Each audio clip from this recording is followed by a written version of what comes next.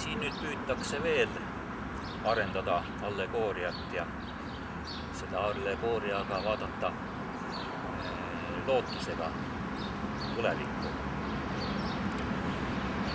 Ja pealkiri on, et aurumasina spikker tulevikku.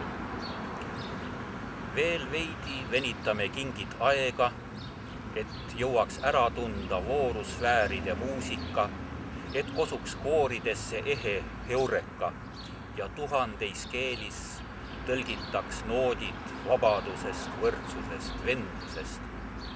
Imestama hakatakse enniseid põlvi, kes pekstesid kui pääsukesed, lõtvusid loogikasarnases loitsus, need 3 ei kuulu kokku nagu tuli ja vesi. Aga tulest ja veest nüüd.